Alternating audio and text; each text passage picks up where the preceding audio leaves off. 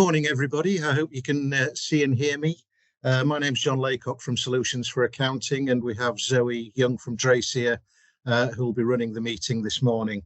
Zoe will run through an introduction of Draycir and the Credit Hound Cloud, a demonstration of the Credit Hound Cloud solution.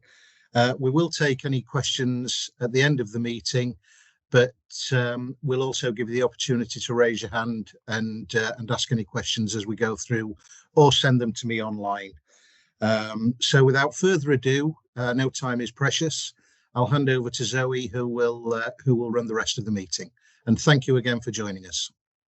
Superb. Thank you very much for the introduction, John, and good morning, everyone. Thank you for being so prompt today. As you can see at the bottom here, I'm from Draycir, who are the authors of the solution that you're going to see today. Now, for those of you that don't know Draycir, so we've been around for 22 years now, selling predominantly into Sage, and of course, you're all Sage 200 users and selling into Sage 200 as well. We do have Solutions for Accounting as one of our accredited partners as well. So everything I'm going to show you today is something that can be installed and also supported and sold by Solutions for Accounting themselves. So some of you might not have heard the word Draycir, but certainly have heard the word Spindle or even Credit Hound itself. And so we are the authors of all of those solutions there. So some of you, I recognise some of your names there. Some of you have already got our products as well. And some of you may have already have heard of Credit Hound in the past, because we have had a product called Credit Hound for a number of years now. But as software has changed, then, we've had to change our products as well. Now, there are so many challenges for a credit controller, and I can definitely talk on a personal level. Nearly, dare I say it, nearly 30 years ago, I was a credit controller. And it's amazing that the challenges I had 30 years ago are the exact same challenges people have now. However, me now sitting in a company that creates software for credit controllers, you think, I just want to tell everyone about this because it can save so much time. So let's see if you have any of these same challenges. So one of the main thing is, how does a credit controller start to even chasing for debt and things like that? Well, it generally always starts with exporting or printing out an age debtors report. But the problem with that is, as soon as you've printed it or as soon as you've exported it, it's already out of date, because there'll be someone else in the business that's all putting in all the money that's coming in against these. So I still then have to check to see, if somebody has paid. So, that in itself can be really time consuming, but at least it does give me some information to then work off. And it'll be interesting, how many of you there are sat thinking, yeah, that's exactly how we do it here, because it's generally how everyone does it. I think the only difference in my time when I was doing it, I was printing it out and I had a huge ruler and a big highlighter pen. I think that was really the only difference. The issue is, if you are exporting that information, put it in probably an Excel spreadsheet, where you're putting the notes. Most people will tell me that those notes are then on that Excel spreadsheet, which is fine for when you're working on that same Excel spreadsheet. But how often are you then recreating that age debt report if that's on a weekly basis? Okay, so I've done it today. So next Wednesday when I redo it, what am I going to do the notes that are sitting behind on that Excel spreadsheet? Do I then take all the time to do them over? And so you can imagine it is a nightmare on, where am I going to put those notes? Because as we all know, in Sage 200, yes, we can put a note on the memo, but it doesn't really do it against the transaction, which is kind of what I always need to do. One of the biggest challenges, and certainly I had that challenge, if my manager said, right, Zoe, I need to ensure you're chasing 100% of the customers 100% of the time, in theory, yeah, it should be easy. But there's so many other things to do as well, so many queries and everything else. So how is that even possible? Even if I cut it down to say at least chase 80% of the people, when it's a manual task, just looking at those age debt reports, the notes and everything else, just managing that in itself is very difficult. There would generally be a procedure somewhere in your organization that says, ideally, we would like you to chase people at these periods of times in these ways, with these letters, etc., etc. And again, in theory, brilliant. In practice, they're rarely adhered to because of time constraints. And again, I only go from experience of working with Draycir, which will be 9 years this year. It's always the same challenge people have. Well, we know when we want to chase people, we just don't get around to chasing them all. So it ends up the big customers, yeah, we're chasing them because they've got the majority of the money. However, all the little ones, we end up writing off the debt all the time because it's so minimal. We're not chasing it. Then it gets so old, and we end up writing it off, which is no good for any business, as we know, because sometimes lots of small amounts, almost mount up to a really big amount. So, we don't want that. Hard to forecast what money's coming in. And, again, I can go back 30 years and remember my manager saying to me, right, Zoe, how much money do you think we're going to get in next week? Well, behind me, I literally had at the time about 80 lever arch files with all my notes in it. So without going through all of that, how on earth would I even know that? Even if we're doing things in Excel and that, it's so hard to give this, vital information, very easy information, but how do we do it? If you are chasing by emails, chasing one by one is just so time consuming, as we know. In theory, yep, I've only got to chase these customers, but in practice, it never happens. Just notes and emails being in completely different places, it just means it's really difficult just to find out what was the last thing that happened when I chased this customer. Am I chasing a customer based on the fact that this was a query? And actually, I've spoken to them 3 times about it, but because I can't find the notes in time to speak, Did you register? then I've not, then I've not, then I've not got that information. So they're the challenges. So some of you are probably thinking, yep, absolutely, I've got 1 or 2 of those. Another challenge, which won't be everybody, but could be some of you. If any of you are taking card payments, is that something you've got to do over the phone? And if the answer is yes, then of course they've always got to they've always then got to sorry, I can just hear someone's background noise. I'll just check that everyone's on mute. That would be great. So we can also overcome that challenge as well, because obviously if they've got to give you a call in order to make payments, then they can only call you on the times that you're open. And if you've only got one terminal, that means there's only one person that can do it, etc. So they're all of the challenges. And there will be more. These are the most common ones that come up all of the time. So have we got a solution that actually will help with everything? Yeah, of course we have. Of course we have. And we always have. So Credit Hound is a product that's been around for many, many years now, very many years. But in recent years, we actually created a cloud product of Credit Hound. And it was actually Sage in the US and Canada that approached us during COVID times and said, a lot of our Sage systems are going in the cloud. We know about Credit Hound over in the UK. We want it over here, but we need a true cloud product. So we launched it in the US and Canada, and it did really well. Sage UK then found out about it and said, well, why can't we have it? So now we have it over here as well. And it's been just as successful over here than it is over there. In fact, we also have people that have been on the Credit Hound product, the professional version, and switched over to the cloud product because they find it far easier to use, which is great for you to know as well. Okay, so what is a Credit Hound Cloud? That's what we're going to take a look at today. So I always like to call Credit Hound, it's almost like your secret credit controller. It definitely doesn't replace your credit controllers. Don't worry, no one's losing their job here. It just means that they can do all of the manual tasks that they can't get around to doing at the moment.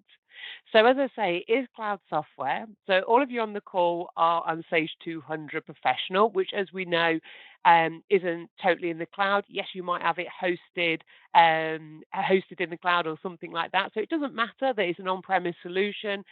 Credit Hound Cloud still works with it.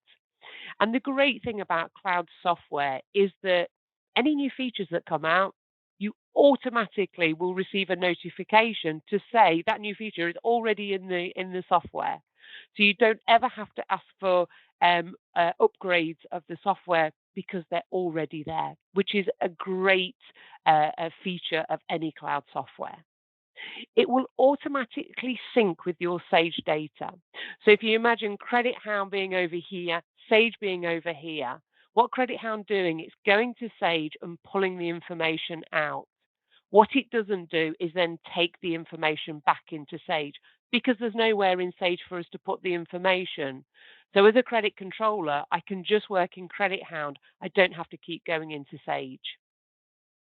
So I also like to call it a CRM system for a credit controller. So thinking about the notes, thinking about how I do things at the moment. Am I exporting an age debt report, putting the notes in Excel or on paper or wherever I'm putting them? Well, within Credit Hound Cloud, I'm able to create account level notes, but also more importantly, transaction level notes. So I've got everything in the same place. So that makes it nice and easy. Anyone that needs to look against an account, against a transaction, they'll know everything that's happened about it. And I mean everything. You can even mark the invoice being, whether you've got a dispute on it or a query, you'll be able to mark that on it as well. We can also send out ad hoc emails from within the system as well. We can also create the credit controller their own task list. And that task list will actually show them maybe reminders of someone. Let's say I've spoken to somebody today. They said they're going to pay by next Wednesday. When I look in my diary next Wednesday on my task list, there it is. There's my prompt to give that person a call. The money hasn't come in. The task is still there, basically. It will also enable us to do automated tasks as well. For people that you don't want to automatically chase, and you want a quick reminder to give them a call at a certain point. There's also probably my most favorite feature, and a promise to pay list. Who are the people that have promised to send you some money by a date? Who are they? Have they kept their promise? Or actually, is it still unpaid and it's gone past that promise by date? So I can see that. And this is a big feature for Credit Hound Cloud because it's not something we've ever had before, but it's certainly something people have asked us for in the past, and that's why it's there. And it's really useful to do that forecasting of your money. So it looks like we should be getting this money in last week, but then also it could be part of a board report. How much money is being promised into the business, but how much is actually coming in, and what are we doing about it? So that is the sort of information you'll then be able to export out of the software. Now, it can use its own email client. I would probably say the vast majority of all of our users will use Credit Hound's own email client. And the reason why, and you'll see it during the demonstration, is that when you use its own client, what happens is when it's delivered, I can see it's been delivered, which basically means it's sitting in someone's inbox. But when they open it, I can actually see that they've opened it. It doesn't work like a read receipt because as we all know, when we've received emails and it says, it's got a read receipt, is that okay? Yes, it is. It doesn't actually have that. So what you'll be able to see is every single time they've even opened that email. So even if it's 4 times, I'll see 4 dates and times that they've actually opened that email. And that really helps people to understand if they are, looking at the emails. I need to take this customer to court because they haven't paid. Have you sent, what have you done to try and get the money back? Well, these are all the chases I've done. And in fact, these particular emails, these are the dates and times I've actually opened the email as well. Haven't got a leg to stand on. Hopefully you will then get your funds. So it can even work as far as that. Automatic chasing. So if you remember from one of the challenges, if you want to chase 100% of your customers 100% of the time, this is what will help you. Even if you say, actually, Zoe, I definitely don't want to automatically chase my key accounts. We'll have a look how we can isolate those and do something different. But it does have automatic chasing emails within the product. And this is really what helps a credit controller. You can set up your own chasing cycles. You can have multi-level chasing cycles and even a feature for customers to opt out of that entirely. So if you imagine, okay, you've just had a holiday request from your credit controller going away for 2 weeks at your busiest part of the year when you really could do with getting money in, you're coming up to year end, you want to get as much money in as possible. Actually, doesn't matter because whilst my credit controller is on holiday, Credit Hound, now being the secret credit controller, is automatically sending out all of the chasing letters. So that's brilliant. When does that ever happen? Because sometimes, when someone is on annual leave, it's almost like, well, their job has to stop for a period of time because no one knows how to do it because everything's done manually. And, it's really hard to then pass that to somebody else. And that's why Credit Hound Cloud and Credit Hound Professional has been so successful over the years. Automatic payment links. So for those of you that do take card payments, on all of the emails that are being sent out, whether they are ad hoc emails, whether they're automatic chasing emails, you can, if you want to, put a pay now button on that email so then your customer can make payment without calling you up, basically. So it's more secure for you because you're not then taking numbers over the phone and things like that. It's just an automatic link. So I know not all of you would take card payments, but for those that do, that is a key requirement for you. Okay. So let's have a look at Credit Hound in action then. So let me just change my screen. There we go. So this is Credit Hound. Let me go on to the right company. So this is Credit Hound itself. If you have got multiple companies, as I'm doing now, you can just go from one company to another company, exactly the way that you do in Sage at the moment. So once all your data is synced from Sage, the information you'll be seeing here is pulled from Sage itself. So, for example, your total debt, exactly the same as what you see in Sage. What's not due? So, what this is calculating is the invoice date plus the payment terms, which you've got set up in Sage, will then give Credit Hound the due date. And so then this is calculating what isn't due yet, and then obviously what is overdue. Disputed is actually from Credit Hound. We're going to see that later on as well.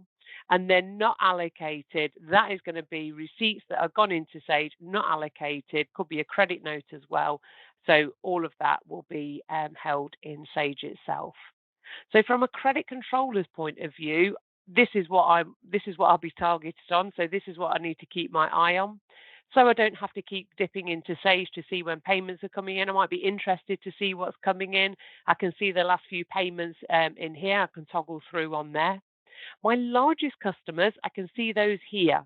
My largest customers, I want to make sure disputes are handled pretty swiftly, that their account is as it should be as well. And I want to keep this overdue as low as possible as well, because these are the highest balance accounts I've got. And again, it's just a way of means of just seeing that as a dashboard information.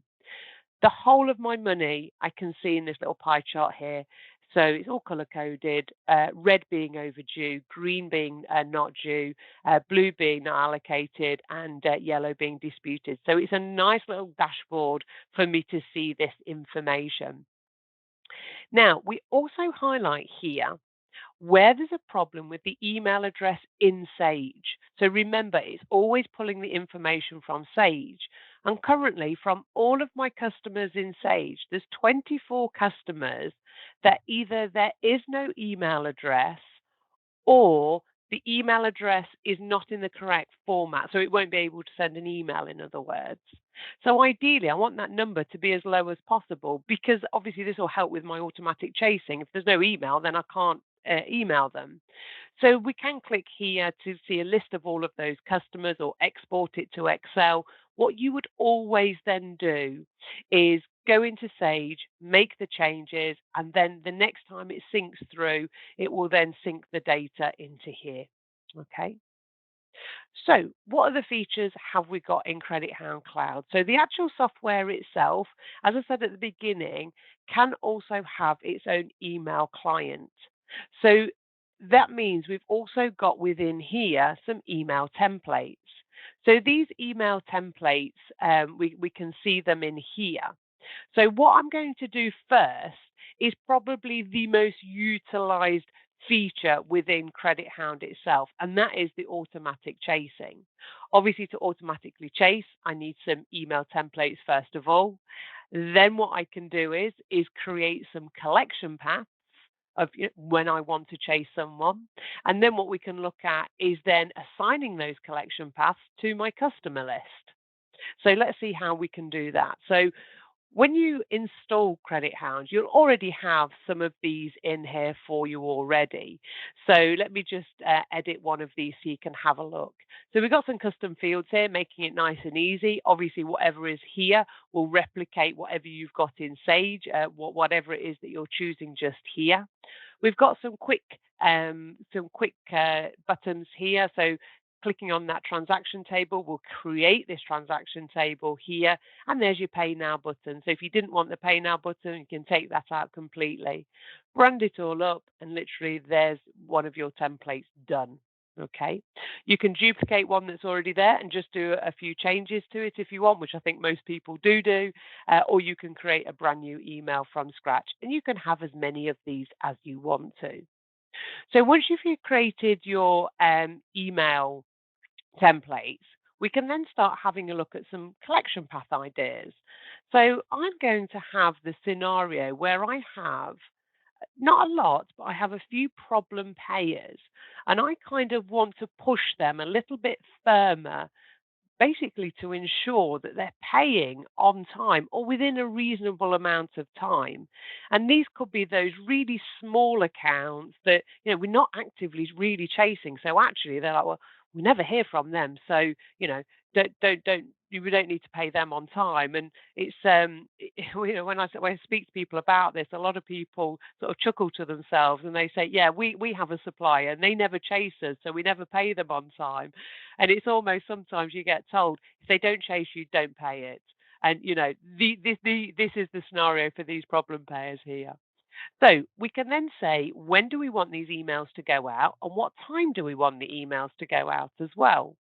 We can then start creating our collection path. So for those that have, a procedure and when you wanted to chase customers, this is it. So now I'm going to send out a letter to these problem customers 7 days before the due date. So some of you might think, oh, why would you do that? Because I want to prompt them that their invoice is due next week. Because if I prompt them this week, guess what? I'm going to be on their backs run for next week or however it is they're going to pay me. So it is really a reminder for them. Would I do that to all my accounts? Probably not. Would I do it to my key accounts? Absolutely not. But there's a small selection of people that I can do this for. You don't have to do this, remember? It's just to give you ideas. So what I've done from my templates, I've actually got one that says preemptive reminder, which is a nice, light-hearted, this particular invoice is due for payment shortly, and it has all the details of the invoice that would then be filled in. So that is my first action for this type of customer. Then what I'm going to say is, if they still don't pay, so we've now got to their due date, I've still not received anything, I'm going to give them a little bit of benefit of the doubt, and I'm going to chase 7 days after it's due. I'm going to keep it quite light-hearted. I've got a choice here. I've got a friendly overdue with a pay now button. I've also got one without, so I can choose whichever one I want to. And then what I can say is add the action. So what you can see, I'm now creating this pattern of events that is going to chase my customer basically. When it gets to 21 days, I might want to go 14 days. It's entirely up to you what parameters then you want to choose. And you can put as many emails as you want to in here. So some people will have 4 or 5 emails in the hope that actually these emails will prompt for payment, payment will be made. So actually, because these are automatically going out, the credit controller's life is now so much easier. Yes, they'll still have to handle any queries that are coming in. However, this actual chasing is taken care of. Now, when you get to the end of, I'm going to send, 3, 4, 5 emails, however many it is, you might want to end it with some chase calls. So, what happens after those emails? Well, actually, at 35 days, I want Zoe to give these people a call. So we can, oops, 35 days after. There we go. So actually what I've got is a mix now of emails that are going to go out, and then this is going to create a task for me in my task list, which we're going to look at in a moment. And we could have another task, then an email, another task, another, however you want to do it. So this means for me here, up to 35 days is taken care of automatically, and I can continue to do this if I want to. So hopefully you get the idea of how that then works. Let's have a look, an idea what you could do for your key accounts, for example. So for your key account, I don't want to be sending emails because we've got more of a personal relationship with them. So rather than sending emails, let's just create let's create a task. I'm going to call it a check account. And I'm going to start that at 30 days after it's due, for an example, because I'm a little bit more lenient. Some people tell me, even though it says 30-day terms in Sage, actually we give them 35 or 40 or whatever it is. And that's fine. You can stipulate whatever you want to the chasing terms on here. So now what I'm going to do is start at 30 days. And it might be I have a couple of tasks and then an email, or again, however you want to do it. And I think you get the idea now of what I'm doing here to achieve those different chasing cycles. Now, there is a default path there. And my suggestion to people when they have Credit Hound is have a default path, which is I don't mind anyone going in that default path. It's going to be the vast majority of your customers. That is really going to be that collections procedure that we should be adhering to. That is that default path. But then aside from that default path, I do have another couple of customers, mine being my problem and my key accounts. I just want to tweak that a little bit as I've shown you. So that means when I switch all of these on, that default one, also remember, anyone new coming into Sage automatically comes into Credit Hound, will then be automatically assigned to that default one. So I've already done that collection path, as you can see just here, that's already been done. So once I've done those collection paths here and I've enabled them all, what I can then do is go to my customer list. So remember, this is just pulling from Sage. And what you can see is there's all my customers, and there is a collection path. So all I now need to do is then say from my list here, who is my problem payers? I've ticked them. I've now highlighted. This is just saying if the schedule has already happened today, it will take effect after tomorrow. That's absolutely fine. And then also, who are my key accounts? So again, I can go through, tick which ones are my key accounts, change the collection path. Oh, I just realised I had a spelling error there, not to worry. I'm sure you know what I meant. And there we go. So now what we can see on my collection path now, I've got different collection paths with different customers. That is your hard work done. So the setting up, as with anything in life, the setting is all in the setting up. Get your template set up, your collection path set up, associate with your customers. That's it. 11 o'clock, well, 11 o'clock today, actually, this will automatically happen. It will automatically create tasks where it needs to create tasks. It will automatically send out emails when it needs to send out emails as well. Now, if there are any customer, or like here, I've got a trading account, well, I don't need that chased. So we can turn it off completely. And you can do that to any of the accounts, okay, if you need to. So this will turn it off completely, which means nothing will happen, including any of the tasks. Nothing will happen at all. So it will just ignore whatever collection path it's in. That's quite different than if you wanted to put a single invoice in dispute that you don't want to chase. And we will have a look later on how that works.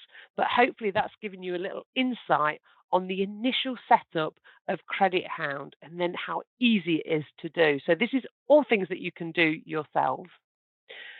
So let's have a look at the other things that will happen. So tasks, I spoke about tasks.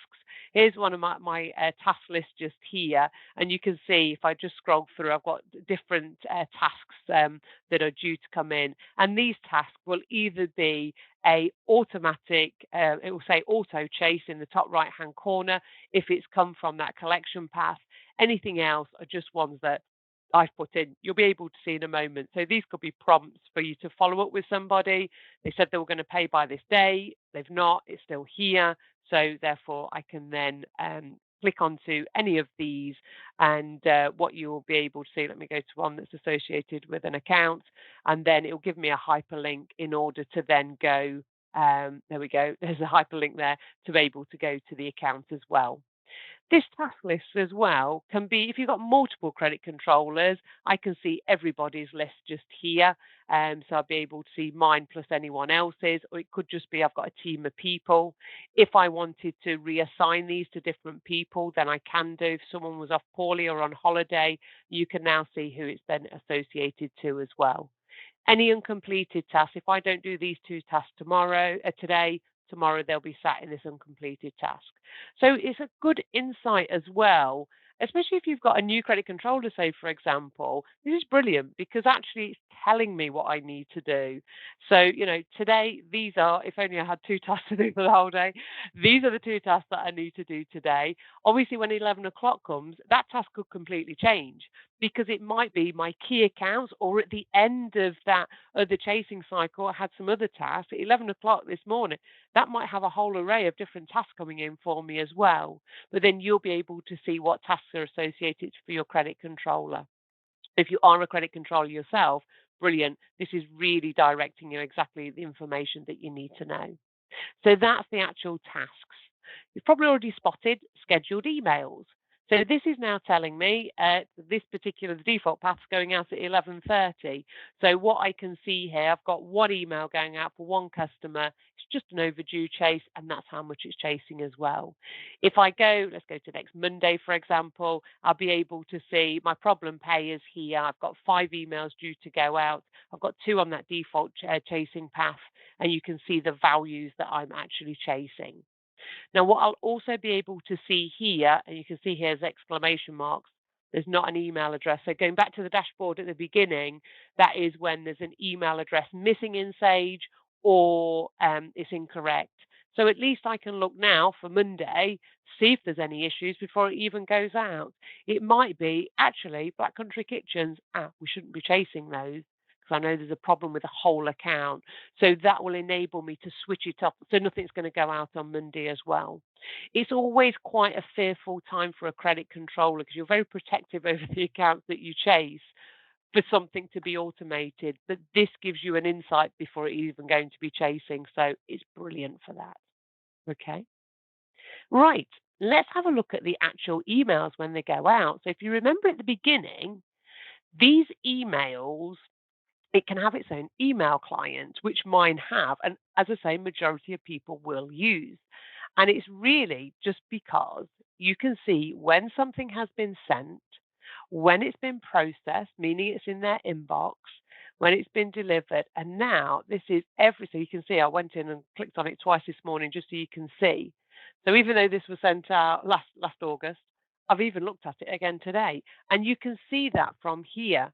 So any email at all that goes out, you'll be able to see when they've opened it and how many times they've opened it. So this one has been opened quite a few times. And also what you'll be able to see is the obviously the account, but also tracking the invoices that are on that email. So because it's tracking the account, because it's tracking the invoices, that now means that when I go into the account, even against that invoice, I'll be able to see the outbound email and any inbound emails as well. Because when they reply back to you, they will end up here as an incoming email, and you can see it's still tracking it. So my visibility of not only notes against it, but actual emails as well is extremely powerful for any credit controller to see the full history on any transaction at all. And that's why the majority of users will always use their own email client. You can use your own domain if you want to, but then you don't get any of this. You don't get any of the tracking at all. You can still do automatic chasing, but you won't see that the emails have gone out, that they've opened them, and when they reply, and you won't see that historical information, which we're going to see now against the customer itself. Okay. So that's all the collection paths. That's how it all happens. Um, you'll also see other areas of the software here. So age debt, brilliant. So if I know that my letters and tasks take me up to 90 days, but after 90 days nothing happens, that's when I need to have a look at this manually. Okay, let's start from the top to the bottom and let's click on here and go into this particular account. So we can go into an account by clicking on the hyperlink here. Alternatively, it might be that a customer has called in. So how would I find that account? So I can simply just search for the account on the account number or name, another hyperlink, straight into the account. Here we go. So either way that I'd done it, I would have arrived at exactly the same place. So now, just for this Abbey Retail, my customer, you see lots of information. You can see here we actually partner with Experian. You can actually pay, they're reduced at the moment. You can actually pay for a credit report if you don't already have someone like Experian. You can do it through the software as well. This is an example of the report. It's extremely detailed, so a lot of information for your money there. We can also see, a bit like the dashboard at the beginning, but just for this account as well. We can also see every single transaction that's outstanding because that's what I've got it filtered on. I can see ones that have been paid for if I wanted to as well, but as a credit controller, possibly I only need to see what is outstanding. Age receivable, just for this single account. All the contacts that have come through from Sage, in this instance, there's only a single one, and the activity that's happened. So the activity includes everything. So for an example, if I wanted to put an account level note, only call on a Wednesday, for example, save that little note, which is an account level note, you can see even that activity is tracked on here. So every single thing that happens on the account will be tracked on here, even the emails, whether that's an automated email or just an ad hoc email that you're sending out, you'll be able to see the emails from here as well. And also when you open them up, you'll always have the timeline on there as well. If you wanted just to see per invoice, click on an invoice. It will show you the activity for that one single invoice. So if nothing's happened, it'll be blank like that one was. If something has happened, okay, great. We've now got information of what has happened on that particular invoice. So whilst we're looking then at sort of note taking, let's have a look at what we can do for these transactions here.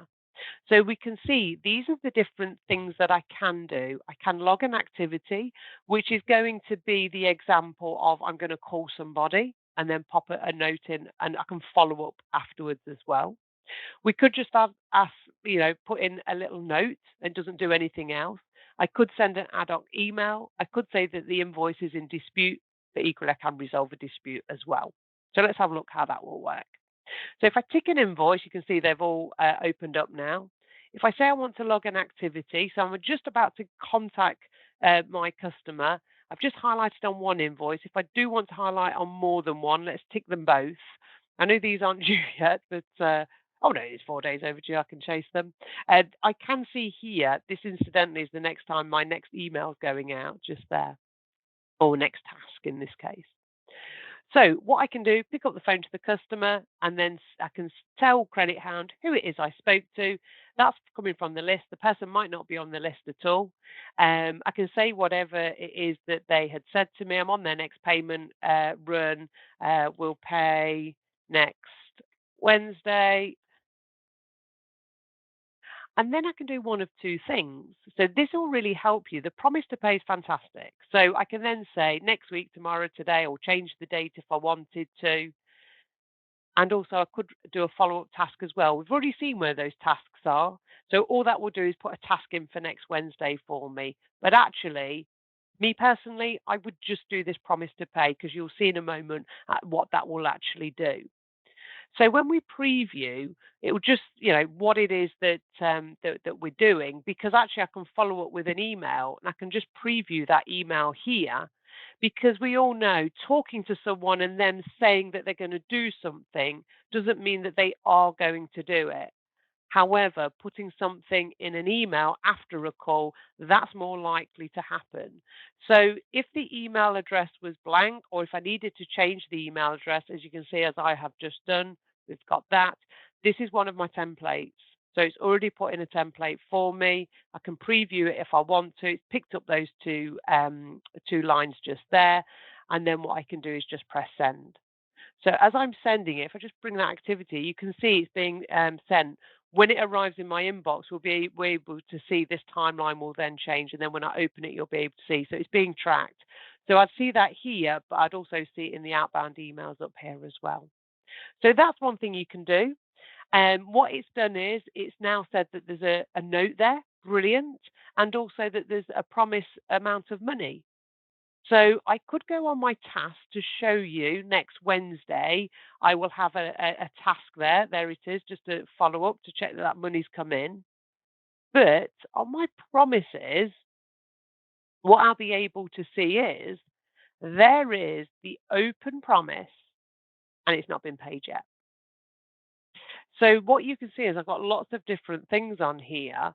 As a credit controller, once again, what would I be interested in? So I'd be interested in broken promises that have not been paid, because this means the date that they promised to pay is in the past, but then I can further filter it down. You can see that these ones have paid. This one's part paid, so to me still outstanding, and this one's unpaid. So actually, again, if you're wanting to do some analysis on what promises are coming in against what happened, export this to Excel, filter it however you want to. You've got all the information here that you need. But for me, I'm just going to filter this on what has been broken, and it hasn't been paid at all. So a great little tool for that promise task. So now you can see, would I work on this or would I go to my task? It can be an absolute preference on what it is that you want to do, but they'll both kind of do the same sort of thing. So from here, I can go back to the account that I was just working on a moment ago. Right, let's do another invoice. This time, let's say that this particular invoice is in dispute. What will happen is it's pause that next action, which is sending out an automatic email. So I don't want to chase anything that's in dispute. Now, what I might want to do here is just add a note about what it is, goods not received, or whatever the case may be. I can pop a note on there. I could follow up with an ad hoc email here as well if I wanted to. So that's one thing that you can do. To resolve a dispute, let's go down to this one here, which has a dispute on. We can resolve a dispute. And if you want to, pop a note there to say credit note being raised, or customer confirm that the dispute, the goods have now arrived, or whatever it is. So you're all putting all notes all in the same place. So another thing that people might want to do, and it might be from that task list, is that I want to manually chase someone. So actually, I want to chase this whole account, but only what's overdue. And I'm just going to do an ad hoc email.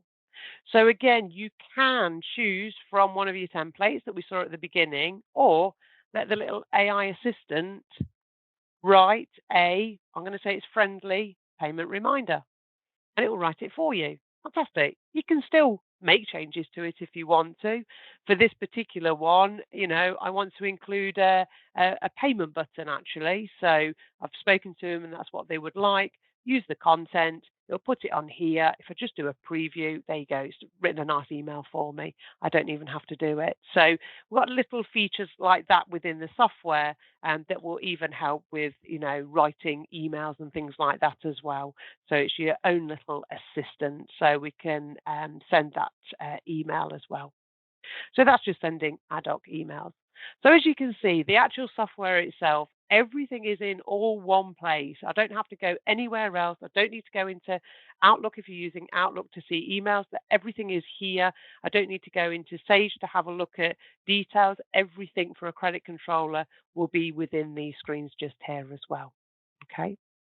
So there's one module at the top I've not looked at yet, and that's the invoice one. Now, be absolutely honest. If I lined up 10 credit controllers and said, how do you like to do your chasing? What information do you need to look at? I could possibly get 5 different answers.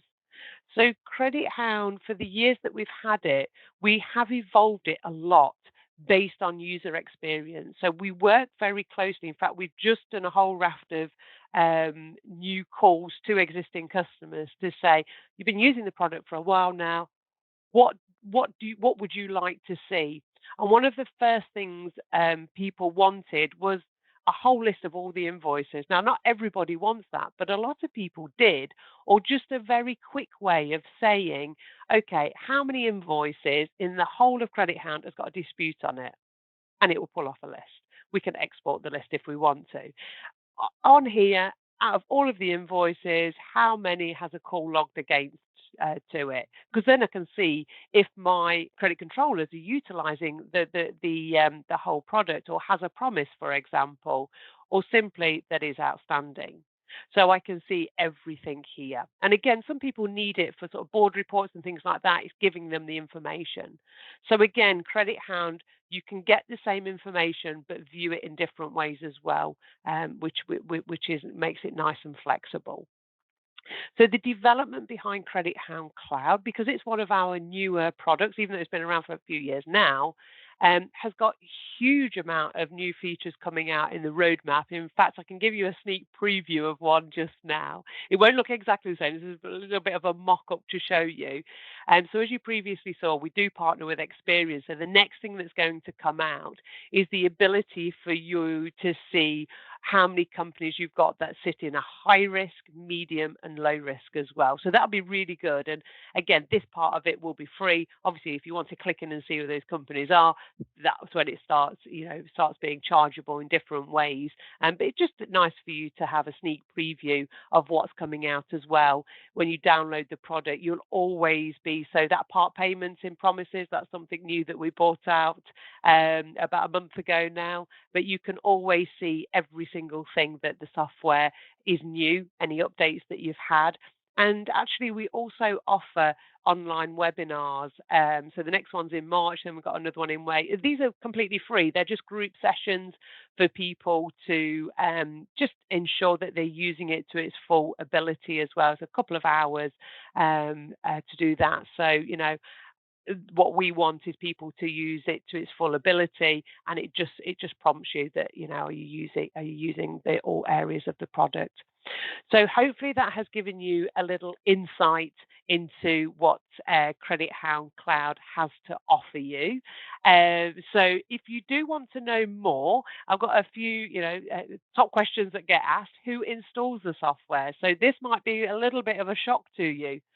You can actually do it yourself. So not very often or ever that I would say that, but we've actually created the software. So this would be something you'll be able to install yourself. And so John will be following up with an email that will actually contain a registration link. The registration link is simply your details, basically, and it's after that that then you'll get further information to do the actual install itself. So don't worry, filling that in doesn't give you the install straight away. But also, John will follow up with a link to the installation guide as well. So it's always useful for you to have a read through that before you install, because you will need some admin rights in order, because obviously we've got to link it to your Sage and things like that. So if you wanted to, you could be up and running this time tomorrow, if not this afternoon, and you get a 30-day free trial. Don't worry, as soon as you do install it, for those that do want to, as soon as you install it, don't worry, it won't start chasing your customers automatically, because everything will be off. And then what you might want to do is just do a test collection path, for example, and just switch it on for a one customer or two customers, just assigning that new path to it. So yeah, and then you can use it for 30 days and see what you think. It's always useful to see your information in your installation of Credit Hound rather than looking at my demo data.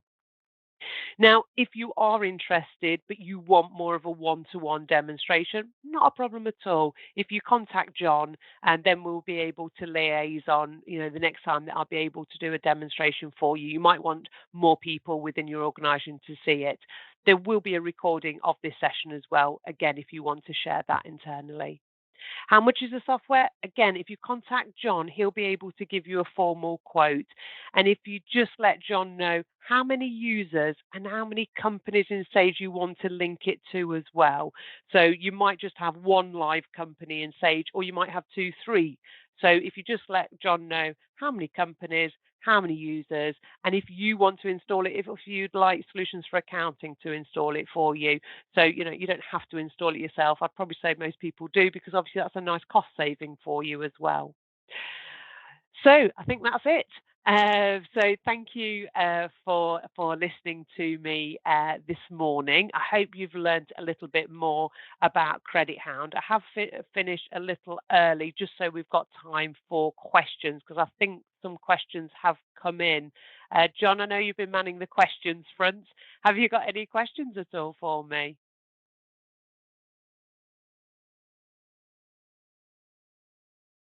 Is John there? Yes, I'm here, Zoe. I was Ah, just giving people a fantastic. chance if they wanted to ask any questions, Perfect. but I know people are sometimes reluctant in a public setting to raise the hand. I've just got a couple that have been of coming offline. Not sure about the first one. If I have the trail, can I have more than one user and one company? The Yes, trial, I would guess, which I guess you've yes, just it answered. will be. Yes, yes, you can. So the actual trial itself, you can have up to 5 users and 3 companies, I think it is. If you need more of either one of those, then if you let me know, I've got my email address on there and also John's as well. If you just let us know how many you need the trial to be for, I can actually open it up for any number if you want. But as standard, it's generally 5 users, 3 companies that you can have, and you'll trial that free for 30 days. Yeah. Okay, okay. There's Peter's just asked a question. If you want to answer that one, Zoe. Ongoing the credit limit. Yeah, just having a look. So what about clients going over their credit limit? Yes. Can you set up an email, gets them informed automatically? So it's something that has recently come up in one of our discovery sessions. So I think it might be something that we'll be looking at in the future. Until that time, what we do make visible though, so there's not an automation at the minute. So at the minute, what you would have to do, let me just take this one customer out. So if you can see on the screen, we can have a look at, we can see any credit limit, the credit limits here, and we can see the balance there. So at the moment, it would be a manual process of going through. Yes, I could then, let's say, for example, this customer has gone over their credit limit. I could then send an email, and in my template, I could have a over the credit limit one, but it would be manual currently. So I know it is a feature request that's come out. So hopefully it might be something we'll be looking at in the future. It's not hit the roadmap now yet though, so I can't promise anything. But thank you for that, Peter, because I will feed that back, because you've asked more people that ask the question, more likely it will get onto the roadmap. So thank you for that one. Thank you. Okay, I've got one. Do I need a payment provider for the Pay Now button? Ah, yes. Okay, good question. Yes, you do. You do need a payment provider. We work with 3 different ones, which are Stripe, Total Processing, and also Elevon. So long as you have one of those payment providers, don't worry if you haven't. Myself and John can refer you to them if needs be. But yeah, they're the ones that we work with for the Pay Now button. Yeah. I think you've also answered this one, Zoe, proactively. What happens at the end of the 30 days trial period if I want to go ahead? Okay, no problem. So at the end of the 30-day trial, the software will stop basically. You'll try and log into it and it will say that it is expired.